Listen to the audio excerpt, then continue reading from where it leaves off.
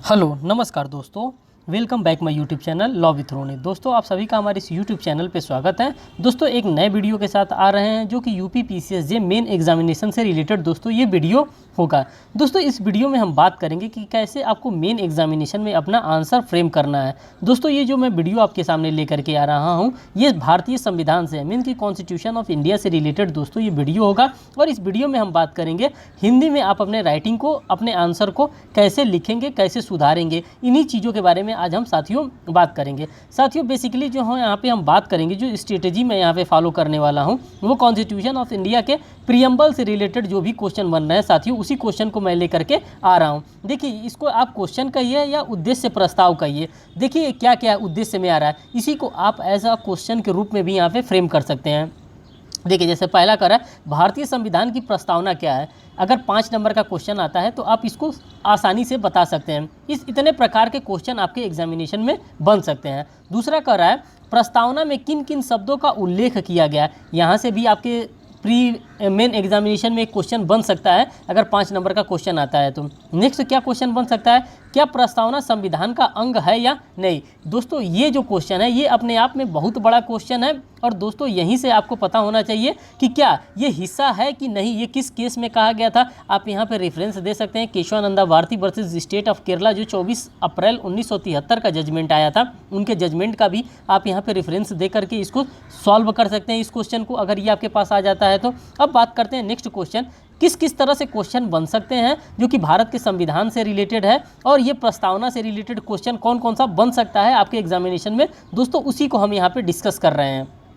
देखिए जैसे यहाँ पे 4th नंबर पे दे रहा 42वें संविधान संशोधन अधिनियम 1976 के द्वारा किन किन शब्दों को प्रस्तावना में जोड़ा गया था। तो साथियों आप सभी के द्वारा पता है कि ये 42वां संविधान संशोधन सरदार स्वर्ण सिंह की कमेटी के रिकमेंडेशन के द्वारा किया गया था और इसको मिनी कॉन्स्टिट्यूशन के नाम से भी जाना जाता है। अगर इससे रिलेटेड अगर क्वेश्चन आ जाता है तो आपको ये सारी बातों को उसमें इनकॉर्पोरेट करना है। अब ये भी बताना है कि ये किसके जजमेंट के आने के बाद से 42वां संविधान संशोधन हुआ था, किस जजमेंट के आने के बाद से, उस टाइम कौन प्रधानमंत्री थी, इंदिरा गांधी जी जो थी 42वां संविधान संशोधन के समय। तो इन सारी बातों को आप इनकॉर्पोरेट करेंगे तो दोस्तों आपका एक आंसर जो होगा एक अच्छा रचनात्मक आंसर माना जाएगा अगर आप हिंदी में आंसर को फ्रेम करते हैं तो। नेक्स्ट क्वेश्चन इसी से बनता है, क्या प्रस्तावना में संविधान की धारा 368 के तहत संशोधन किया जा सकता है। क्या प्रस्तावना में इस प्रकार का धारा जो 368 के तहत जो हम संशोधन करते हैं क्या वो इसके अंतर्गत आएगा, क्या इसके अकॉर्डिंग हम प्रस्तावना को संशोधन कर सकते हैं।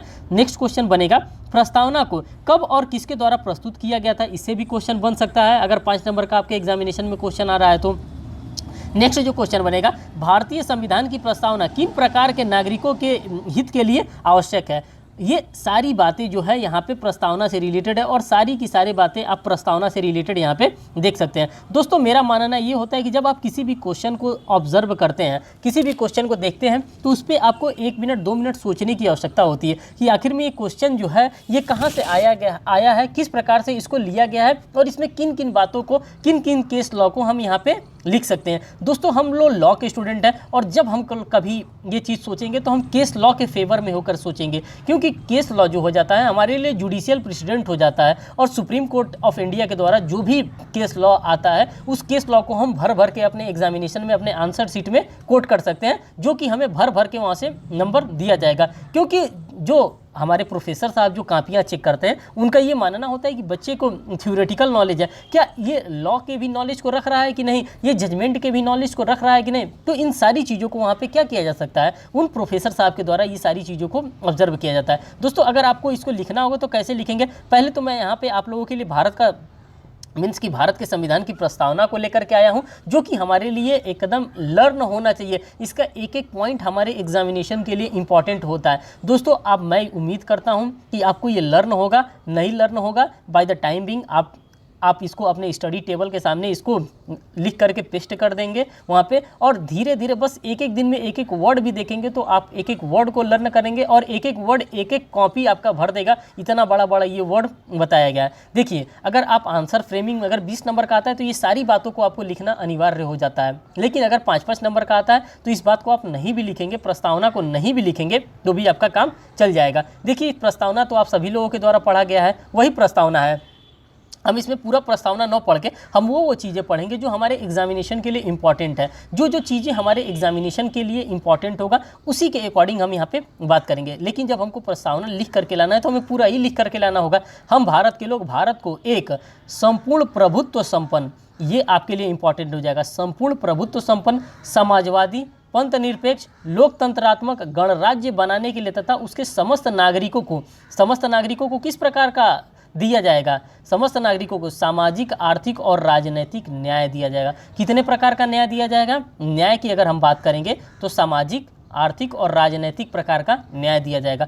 विचार, अभिव्यक्ति, विश्वास और धर्म की उपासना की स्वतंत्रता यहाँ पे दी जाएगी। मीन्स कि वो किस रिलीजन को मान रहा है, किस फेथ को मान रहा है, उसकी स्वतंत्रता दी जाएगी। ये सारी बातें हमको कॉन्स्टिट्यूशन ऑफ इंडिया के प्रीएम्बल में देखने को लिए मिलता है, जो कि पेश किसके द्वारा किया गया था? तो पंडित JL नेहरू जी के द्वारा ये पेश किया गया था उद्देश्य प्रस्ताव को।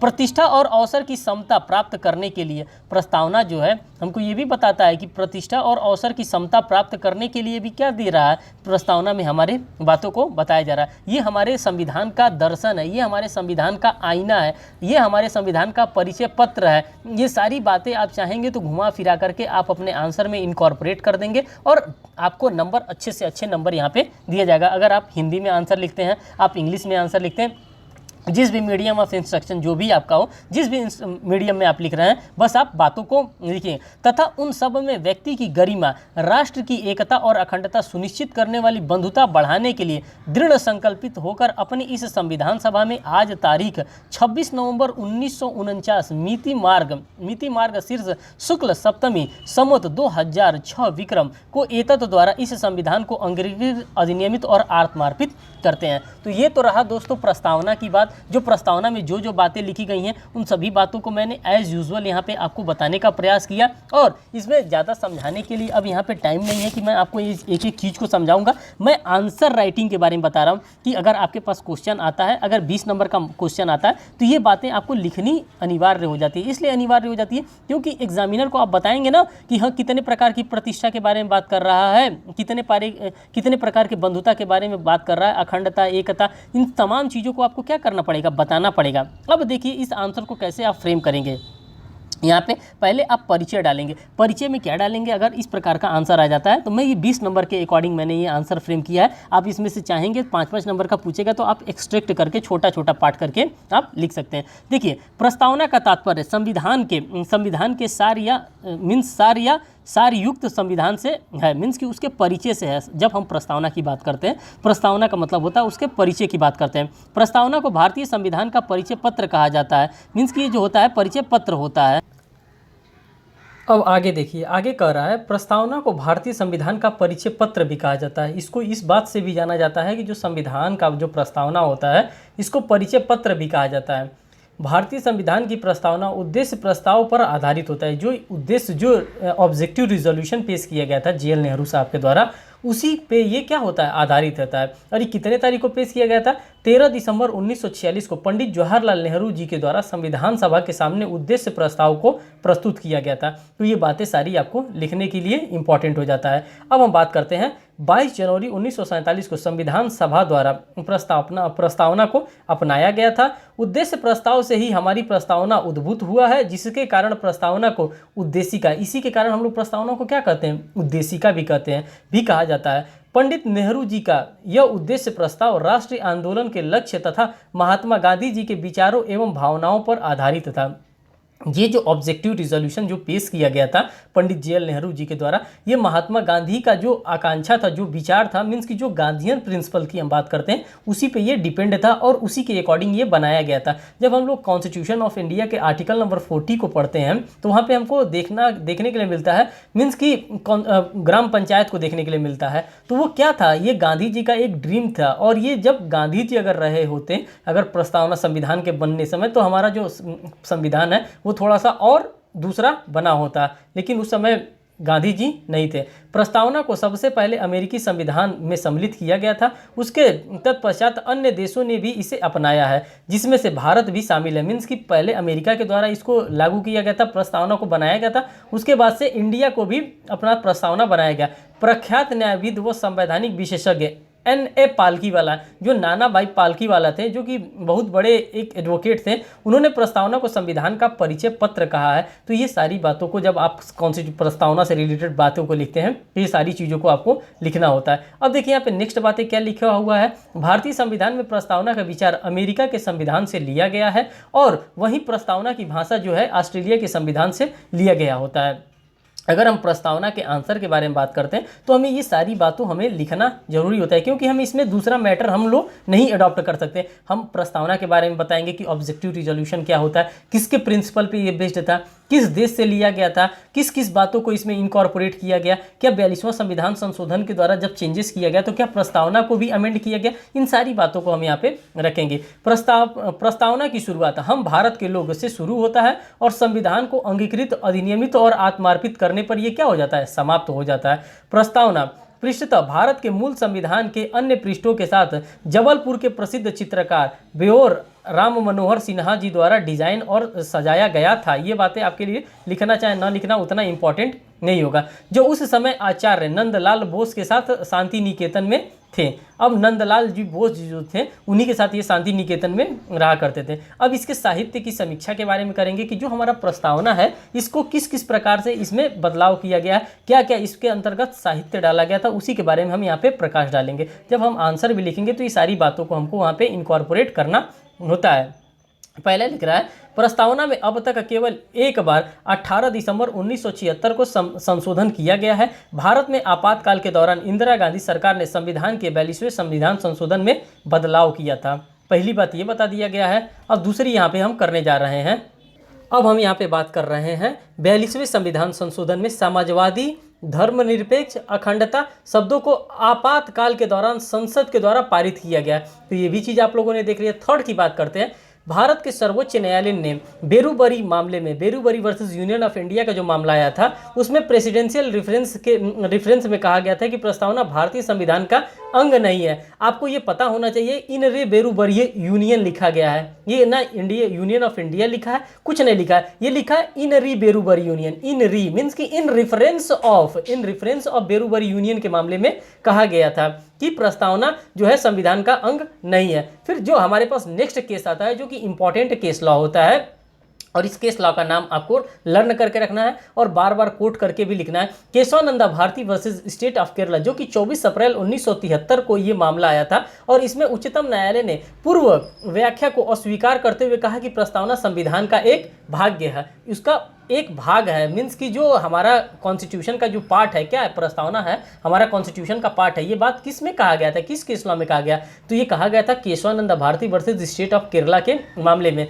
और साथियों इसी केस लॉ के अंडर आपको बेसिक स्ट्रक्चर के भी कॉन्सेप्ट को बताया गया था कि बेसिक स्ट्रक्चर क्या होता है। अब तो पार्लियामेंट ने कहा बता दीजिए साहब बेसिक स्ट्रक्चर क्या होता है, तो कॉन्स्टिट्यूशन ऑफ इंडिया मीन्स कि सुप्रीम कोर्ट ने कहा कि मैं टाइम आते आते मैं बताऊंगा कि बेसिक स्ट्रक्चर क्या है। पांचवी बात जो है हमारे लिए इंपॉर्टेंट है प्रस्तावना से रिलेटेड, 1995 में केंद्र सरकार बना LIC ऑफ इंडिया के महत्वपूर्ण मामले में पुनः उच्चतम न्यायालय ने कहा कि प्रस्तावना संविधान का एक आंतरिक हिस्सा है। मीन्स कि ये क्या है, उसका एक इंटीग्रल पार्ट है। फिर बोस ने बिना किसी बदलाव के सिन्हा की कलाकृति को अपनाकर अपना समर्थन दिया। सन 1976 में 42वें संविधान संशोधन द्वारा इसमें संशोधन किया गया था तथा 3 नए शब्द समाजवादी, धर्मनिरपेक्ष और अखंडता को यहाँ पे जोड़ा गया था।